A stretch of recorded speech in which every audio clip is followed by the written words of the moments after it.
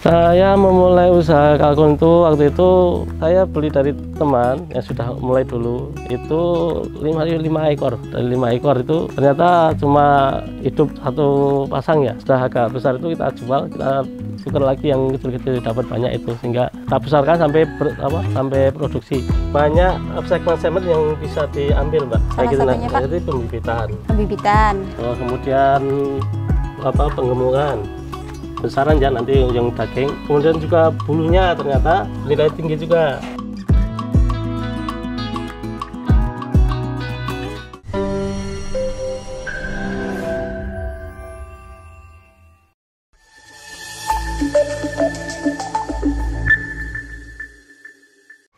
Hai warga Tani TV, kembali lagi dengan saya Kurnia. Kali ini kita akan belajar tentang peternakan, yaitu peternakan kalkun. Kita akan berbincang-bincang dengan Pak Erjani. Beliau adalah peternak ayam kalkun, berpengalaman selama kurang lebih 13 tahun. Kita akan banyak belajar tentang peluang usaha, manajemen pakan, kemudian bagaimana penggemukan, kemudian bagaimana pemasarannya. Langsung aja kita belajar dengan Pak Erjani, yuk.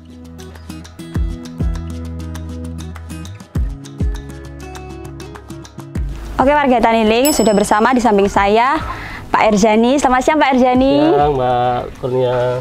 Boleh memperkenalkan diri dengan warga Taniling TV dan alamatnya di mana Pak? Assalamualaikum warahmatullahi wabarakatuh. Perkenalkan, nama saya Erjani. Saya tinggal di Pandes 1 RT 3 Wonokromo Barat Bantul, Daerah Istimewa Yogyakarta. Terima kasih ya Pak Erjani sudah meluangkan waktu buat warga Taniling TV. Nah, kita itu mau menggali informasi Pak, ilmunya Bapak itu bagaimana tentang peternakan kalkun. Apa sih Pak yang menarik dalam peternakan kalkun ini? Itu bisa diceritakan Pak bagaimana menariknya? Kebetulan saya adalah penggiat, salah satu penggiat peternakan kalkun di Bantul, daerah Istimewa Yogyakarta dan sekitarnya. Ya. Awal saya tertarik terhadap kalkun, ternak kalkun ini tahun 2010 akhir, 2011 awal itu. Saya memulai usaha kalkun itu waktu itu saya beli dari teman yang sudah mulai dulu itu 5 ekor. Dari 5 ekor itu ternyata cuma hidup satu pasang ya. Sudah agak besar itu kita jual, kita tukar lagi yang kecil-kecil dapat banyak itu sehingga kita besarkan sampai produksi. Jadi kenapa kok saya pilih kalkun? Ini dari pengalaman saya ya Mbak. Ya. Ini ada saya tuh hobi ternak dari beberapa unggas maupun ternak lain ada keunggulan. Kenapa kok saya pilih kalkun? Yang pertama itu tahun 2010 akhir 2011 awal itu memang kalkun sudah mulai dikenal ya. Walaupun untuk sekedar hobi Mbak waktu itu ya.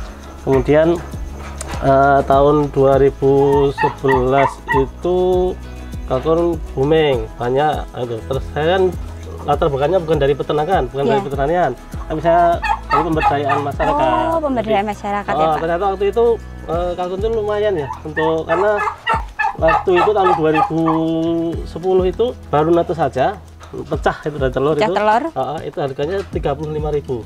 Jadi ya itu saya kira karena kalkun itu jadi kalau tidak laku sekarang ya laku besok, tidak laku bibit ya nanti laku besarnya.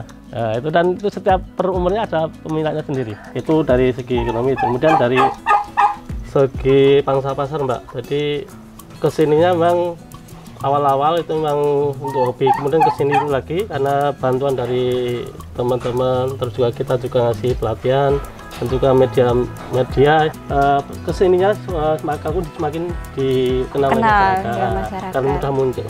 Tandanya apa? Muncul banyak kuliner dengan bahan dasar kalkun. Terus ada lagi permintaan dari hotel, dari rumah makan, resto dan sebagainya itu.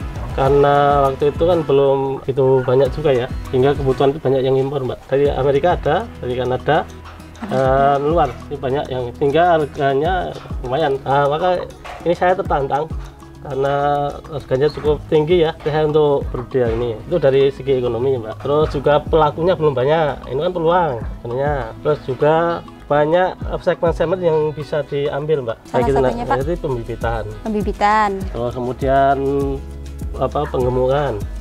besaran ya nanti yang daging. Kemudian juga bulunya ternyata nilai tinggi juga ya, mendekati tahun-tahun kemarin ya, banyak yang pesan bulu. Untuk apa? Untuk bahan kerajinan. Ada yang untuk itu apa? Panah ya. Oh ya, itu bulunya itu ada beberapa spesifikasi itu bulu itu, karena bertumbuhnya itu dari pangsa pasar masih terbuka lebar ya.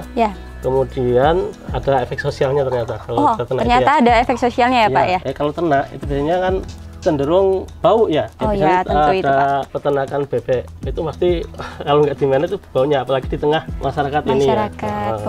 Terus kalau biasanya kalau ada peternakan agak besar gitu pasti ada protes ya, gejolak itu. Tapi kalau kalkun ini Mbak, ini termasuk yang paling ramah lingkungan. Ramah lingkungan. Ya, ini asal kering kayak gini, itu syaratnya bersih sahabat-sahabat sekalian ya. Harus menjaga kebersihannya juga, terus juga karena itu ada efek sosialnya nanti. Nah, ini kan faktor utamanya itu di pakan ya Pak. Dan ada strategi sendiri nggak sih Pak tentang pakan itu, bagaimana Pak Ardiani dalam peternakan kalkun ini? Betul Mbak, memang kalau peternak itu biasanya kalahnya di pakan memang. Pakan ya Pak utama ya Pak. Maka ini perlu dimanage bagaimana bisa biaya operasional, biaya produksi itu bisa ditekan, karena apa, semakin harga pakan yang pabrikan itu semakin hari semakin mahal. 1 tahun kemarin itu berapa kali aja naik itu ya. Itu kalkun memang banyak sekali pakannya ya gitu. Cuma kita bisa memberdayakan atau memanfaatkan potensi yang ada di alam sekitar kita. Yaitu memang ada pakannya kan, kalau yang sudah kita domestikan kayak gini itu kan beda, kemudian nanti harus tercukupi proteinnya juga, nutrisi itu ya. Nanti kita campur ya, untuk proteinnya nanti bisa sisa-sisa makanannya ya Pak ya. Nah itu bisa dimanfaatkan ya. Itu bisa untuk ganti pakan pabrikan ya, untuk sekedar untuk naikkan protein tuh. Kan pakannya kita manfaatkan yang sumber daya di alam yang ada di ya. Bisa nih saya cari kangkung di sekitar rawa-rawa, sekitar sungai ini banyak. Kalau hijauan mutlak ya untuk pembibitan. Misalnya kalau ini skala rumahan sahabat-sahabat sekalian ya, ini mungkin di tempat saudara-saudara itu kadang-kadang nasi terbuang-buang. Nah ini bisa kita manfaatkan ya. Yang manfaatkan maggot Mbak. Oh maggot juga ada Pak? Ada, itu untuk yang ini proteinnya tinggi itu bagus malah. Nanti kalau pengolah sampah itu ada produksinya maggot, ada itu.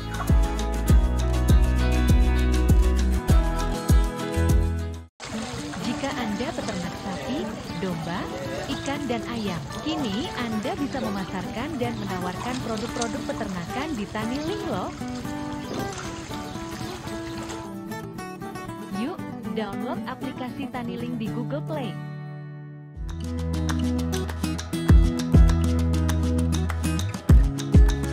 Nah, ternyata banyak sekali strategi-strategi yang bisa ditambahkan untuk pakan kalkun ini ya teman-teman ya. Nah, ini Pak, Bapak sendiri ini kan bobotnya ada berapa kilo Pak? Jadi ada berapa jenis Mbak. Kalau yang contohnya yang blue slate ini Mbak, yang abu-abu, biru abu-abu ini blue slate. Bobotnya bisa 10 lebih. Nah, kalau untuk ya maka kita perlu manage juga beratnya itu, biar nggak nanti betinanya nggak rusak. Nah, jangan sampai 10 kilo lebih kalau lihat-lihat indukan betinanya. Tuh, ada lagi yang 7 kilo. Kalau yang biasanya yang konsumsi itu ya, pokoknya untuk yang permintaan itu 5 kilo ke atas. 5 kilo ke atas. Permintaan untuk yang disembelih itu. Nah Pak, ini Pak untuk warga Taniling TV yang ingin ikut ternak kalkun, ada tips sendiri nggak Pak untuk menaikkan bobot kalkun ini biar di pasar itu lebih banyak peminatnya? Sahabat-sahabat ya, memang kita harus memanage supaya kita punya tujuan ya untuk misalnya bobotnya bisa maksimal. Maka paling tidak pertama manajemen permakanan, pakan tadi bagaimana mendapatkan pakan yang cukup nutrisinya itu. Kemudian ada lagi manajemen pengandangannya, bagaimana biar ideal bagi kalkun itu ya. Tidak kedinginan, tidak. Harus suhunya juga Pak ya disesuaikan. Ya, apalagi kalau yang masih kecil Mbak, biasanya kelemahannya nanti di dingin maksudnya. Oh dingin juga. Terus kalau sudah kayak gini juga nanti penyakit ya, nanti kalau kalkun nggak sakit-sakitan dari awal, apalagi dari awal itu ya, nanti nggak terganggu itu ya. Jadi seharusnya waktu umur 6 bulan 7 bulan itu sudah bisa 5 kilo ke atas, itu masih kurang. Jadi ada 3 pokok itu kan, pakan, kandang, sama pencegahan penyakit, pengobatan penyakit ya. Kemudian Pak, untuk ini manajemen pemasarannya itu bagaimana Pak? Di kalangan apa saja kalkun ini diminati? Alhamdulillah selama ini dari saya awal, kemudian tahun 2013 itu sudah terbentuk pasar, Mbak. Jadi sudah mulai permintaan, kita sudah mulai kirim-kirim ke termasuk ke Bali. Nah, itu, ke Bali? Ya, itu kenapa kok saya terpilih kalkun? Karena kebutuhan itu banyak, sedangkan kebutuhan itu masih banyak mengimpor, jadi mendatangkan dari luar. Pasaran baik itu di Jawa maupun di luar Jawa. Baik itu nanti untuk daging, bibit nanti ada masa-masa ya. Kalau biasanya Oktober, November sampai nanti Januari sebenarnya daging, Pak. Permintaan malu banyak. Kemudian Juni itu bibit sampai nanti Oktober. Terus nanti Lebaran kayak kemarin itu daging. Nanti Agustus itu juga daging biasanya banyak. Ke sana ke Bali sudah kita penuhi juga. Ke Surabaya, Sidoarjo itu ada, Jakarta, Bandung. Lokal Jogja sini banyak. Desember itu sampai tahun baru. Nanti ada momen di Februari Thanksgiving dan sebagainya. Terkait harga dari untuk yang usia 1 minggu itu dari usia 25 ada jenis tertentu sampai ada yang 40 itu ya itu. Kemudian yang umur 1 bulan itu 50.000, ada yang 65 itu ya, ada yang itu. Ada berbagai jenis ini ya, nanti pilihannya itu ya. Kemudian umur yang 2 bulan itu 70.000, untuk yang 3 bulan itu 95.000. Kemudian nanti ada yang 4 bulan itu udah 115 ribuan ya. Nah, ternyata buat teman-teman yang ingin melakukan peternakan kalkun, tidak usah khawatir ya Pak, bisa memitra sama Pak Erjani untuk penjualannya atau pembibitannya bagaimana, dengan penggunaannya bagaimana. Nah, bisa ke sini atau undang dia. Iya, diundang juga bisa ya Pak ya. Pelatihan juga sering bisa. mengadakan pelatihan, dan biasanya itu ada kayak CSR dan sebagainya, itu biasanya kan harus ada pelatihan, harus ada pendampingan, kita siap mendampingi juga. Kemudian nanti kita bantu, termasuk kalau misalnya kesulitan pemasaran kita bantu. Monggo bagi yang mau konsultasi, kita bisa membuka diri, nanti bisa di call, bisa WA di 08122 822 6171 itu. Kemudian kalau lebih mau datang lagi, kami lebih senang datang di tempat kami, peternakan kami. Ini ada contoh-contohnya, nanti bisa kita praktek ya.